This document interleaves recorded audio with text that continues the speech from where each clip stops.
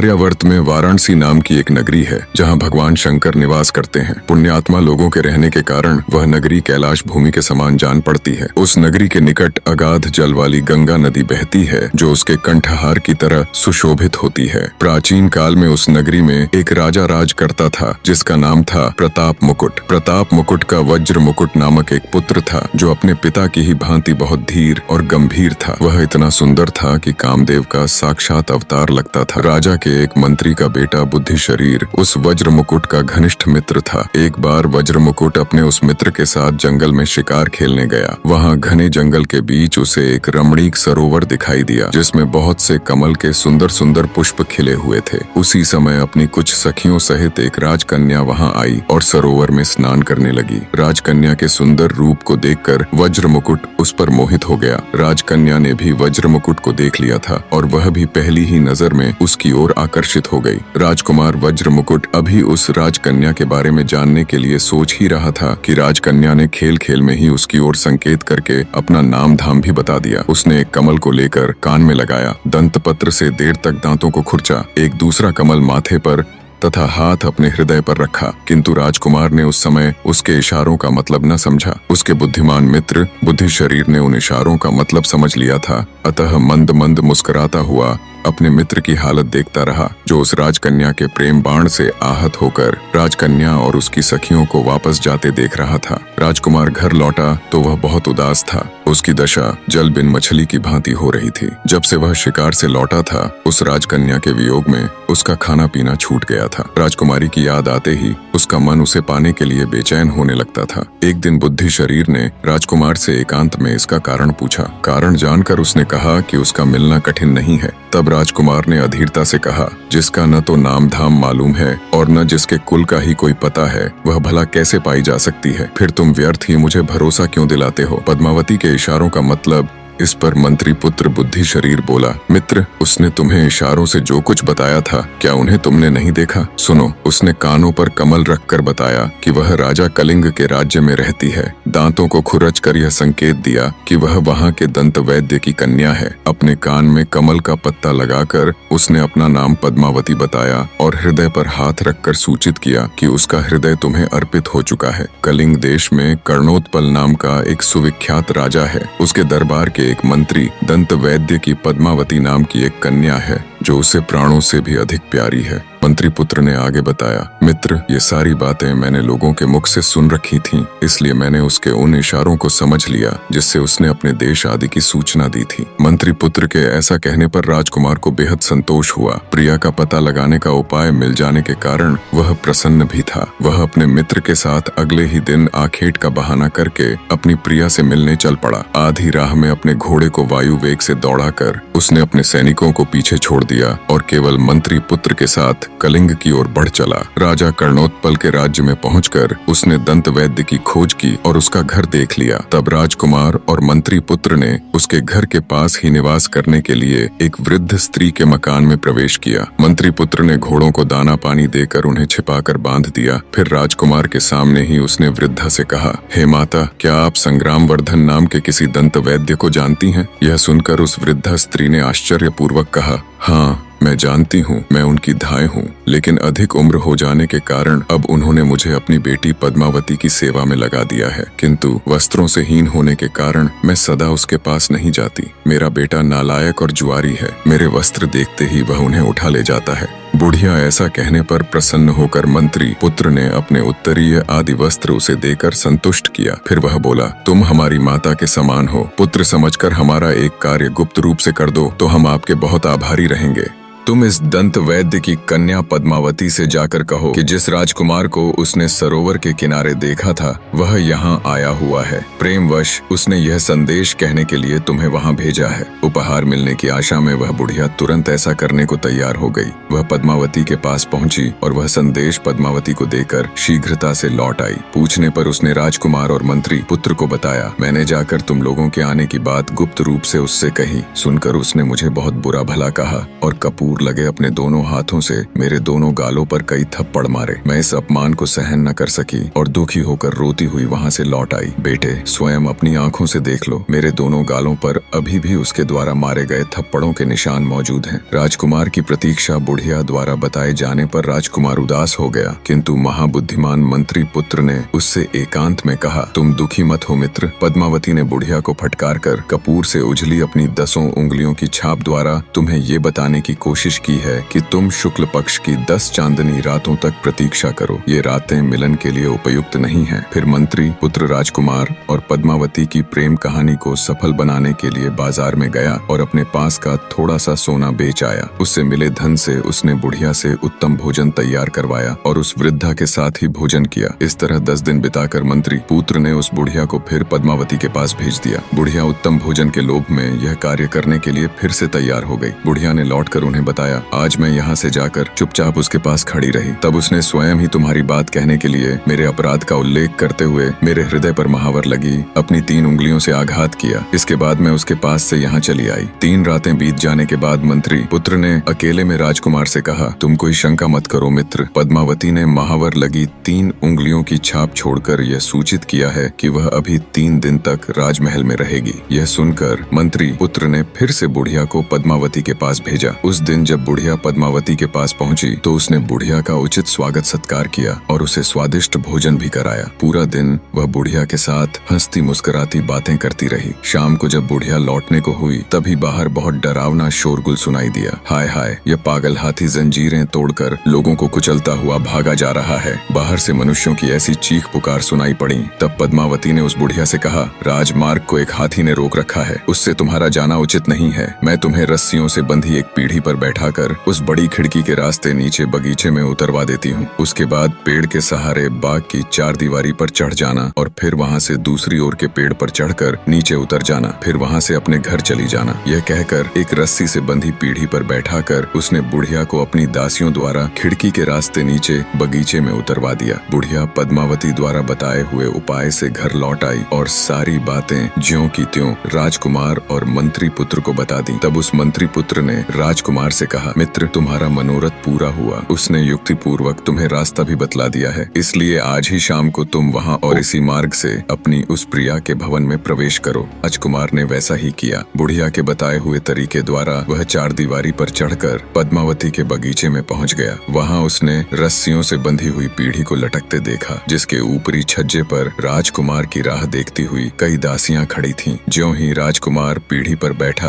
दासियों ने रस्सी ऊपर खींच ली और वह खिड़की की राह से अपनी प्रिया के पास जा पहुंचा। मंत्री पुत्र ने जब अपने मित्र को निर्विघ्न खिड़की में प्रवेश करते देखा तो वह संतुष्ट होकर वहां से लौट गया। अंदर पहुंचकर राजकुमार ने अपनी प्रिया को देखा। पद्मावती का मुख पूर्ण चंद्र के समान था, जिससे शोभा की किरणें छिटक रही थीं। पद्मावती भी उत्कंठा से भरी राजकुमार के सीने से लग गई और अनेक प्रकार से उसका सम्मान करने लगी। अनंतर राजकुमार ने गांधर्व विधि से पद्मावती के साथ विवाह रचा लिया और कई दिन तक गुप्त रूप से उसी के आवास में छिपा रहा।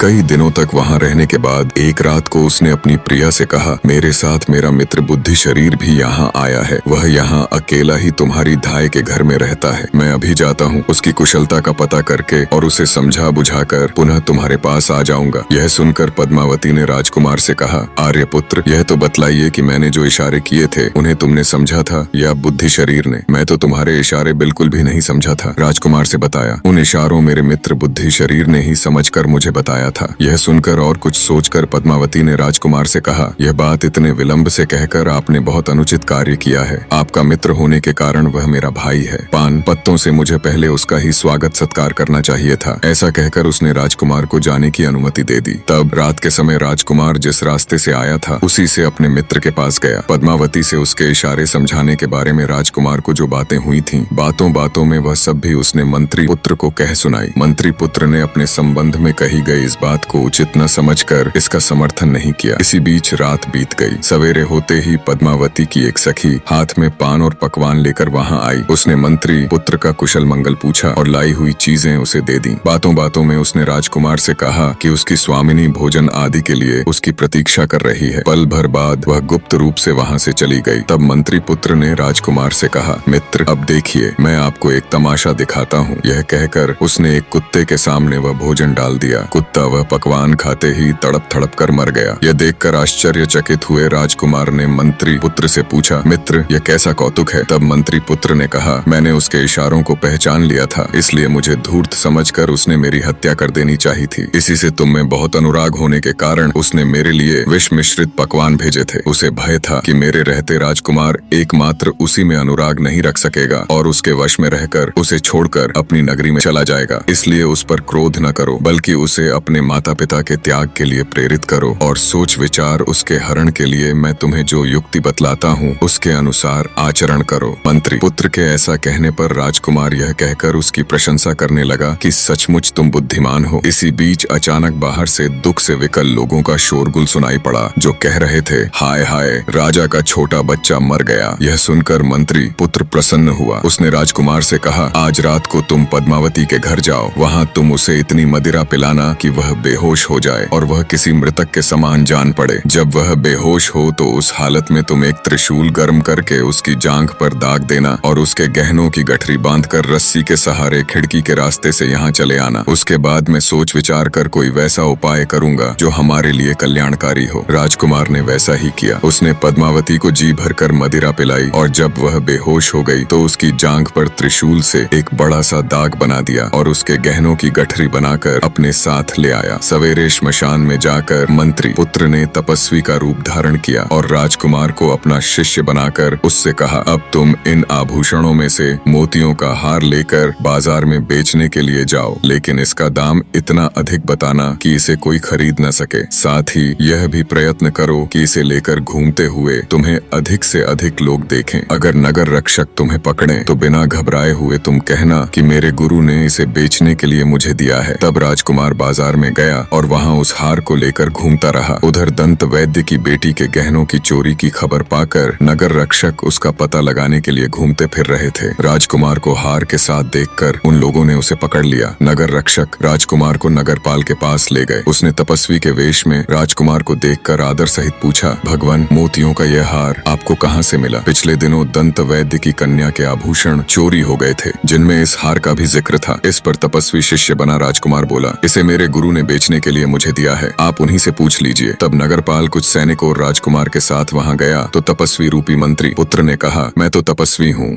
सदा जंगलों में यहाँ वहाँ घूमता रहता हूँ। संयोग से मैं पिछली रात इस श्मशान में आकर टिक गया था। यहाँ मैंने इधर उधर से आई हुई योगिनियों को देखा। उनमें से एक योगिनी राजपुत्र को ले आई और उसने उसका हृदय निकालकर भैरव को अर्पित कर दिया। मदिरा पीकर वह मायाविनी मतवाली हो गई और मुझे मुंह चिढ़ाकर मेरी उस रुद्राक्ष माला को लेने दौड़ी, जिसके मनकों के साथ मैं तप कर रहा था। जब उसने मुझे बहुत तंग किया तो मुझे उस पर क्रोध आ गया। मैंने मंत्र बल से अग्नि जलाई और उसमें त्रिशूल तपाकर उसकी जंघा पर दाग दिया। उसी समय मैंने उसके गले से यह मोतियों का हार खींच लिया था। अब मैं ठहरा तपस्वी, यह हार मेरे किसी काम का नहीं है, इसलिए मैंने अपने शिष्य को इसे बेचने के लिए भेज दिया था। यह सुनकर नगरपाल राजा के पास पहुंचा और उसने राजा से सारा वृत्तांत कह सुनाया। राजा ने बात सुनकर उस मोतियों के हार को पहचान लिया। पहचानने का कारण यह था कि वह हार स्वयं राजा ने ही दंत वैद्य की बेटी को उपहार स्वरूप भेंट किया था। तब राजा ने अपनी एक विश्वास पात्र वृद्धा दासी को यह जांच करने के लिए दंत वैद्य के यहाँ भेजा कि वह पद्मावती के शरीर का परीक्षण कर यह पता करे कि उसकी जांघ पर त्रिशूल का चिन्ह है या नहीं। वृद्धा दासी ने जांच करके राजा को बताया कि उसने पद्मावती की जांघ पर वैसा ही एक दाग देखा है। इस पर राजा को विश्वास हो गया कि पद्मावती ही उसके बेटे को मारकर खा गई है। तब वह स्वयं तपस्वी वेशधारी मंत्री पुत्र के पास गए और पूछा कि पद्मावती को क्या दंड दिया जाए। मंत्री पुत्र के कहने पर राजा ने पद्मावती को नग्नावस्था में अपने राज्य से निर्वासित कर दिया। नग्न करके वन में निर्वासित कर दिए जाने पर भी पद्मावती ने आत्महत्या नहीं की। उसने सोचा कि मंत्री पुत्र ने ही यह सब उपाय किया है। शाम होने पर तपस्वी का वेश त्याग कर राजकुमार और मंत्री पुत्र घोड़ों पर सवार होकर वहां पहुंचे, जहां पद्मावती शोकमग्न बैठी थी। वे उसे समझा बुझाकर घोड़े पर बैठाकर अपने देश ले गए। वहां राजकुमार उसके साथ सुखपूर्वक रहने लगा। बेताल ने पद्मावती की प्रेम कहानी सुनाकर राजा विक्रमादित्य से पूछा, राजन, आप बुद्धिमानों में श्रेष्ठ हैं, अतः मुझे यह बताइए कि यदि राजा क्रोधवश उस समय पद्मावती को नगर निर्वासन का आदेश न देकर उसे मारने का आदेश दे देता अथवा पहचान लिए जाने पर वह राजकुमार का ही वध करवा देता तो इन पति पत्नी के वध का पाप किसे लगता? मंत्री पुत्र को, राजकुमार को अथवा पद्मावती को? राजन, यदि जानते हुए भी तुम मुझे ठीक ठीक नहीं बतलाओगे तो विश्वास जानो कि तुम्हारे सिर के 100 टुकड़े हो जाएंगे। बेताल के ऐसा कहने पर सब कुछ जानते हुए भी राजा विक्रमादित्य ने शाप के भय से उससे यूं कहा, योगेश्वर, इसमें न जानने योग्य क्या है? इसमें इन तीनों का कोई पाप नहीं है। जो पाप है वह राजा कर्णोत्पल का है। बेताल बोला, इसमें राजा का पाप क्या है? जो कुछ किया वह तो उन तीनों ने किया। हंस यदि चावल खा जाएं तो इसमें कौओं का क्या अपराध है? तब विक्रमादित्य बोला, उन तीनों का कोई दोष नहीं था। पद्मावती और राजकुमार कामाग्नि में जल रहे थे। वे अपने स्वार्थ साधन में लगे हुए थे, अतः वे भी निर्दोष थे। उनका विचार नहीं करना चाहिए। लेकिन राजा कर्णोत्पल अवश्य पाप का भागी था। राजा होकर भी वह नीति शास्त्र नहीं जानता था। उसने अपने गुप्तचरों के द्वारा अपनी प्रजा से भी सच झूठ का पता नहीं लगवाया। वह धूर्तों के चरित्र को नहीं जानता था। फिर भी न विचारे उसने जो कुछ किया उसके लिए वह पाप का भागी हुआ। इतना सुनकर बेताल वापस शिंशपा के वृक्ष पर जा लड़का। राजा विक्रमादित्य उसके पीछे दौड़े। राजा विक्रमादित्य बेताल को लाने के लिए पुनः शिंशपा वृक्ष के नीचे पहुंच गए। उसने बेताल को उतारकर अपने कंधे पर डाला और चलना शुरू किया। बेताल ने राजा विक्रम को फिर से एक नई कहानी सुनानी शुरू की। शशिप्रभा किसकी पत्नी है? अगर आपको ये कहानी पसंद आई है तो अगली कहानी के लिए हमारे चैनल को सब्सक्राइब जरूर करें।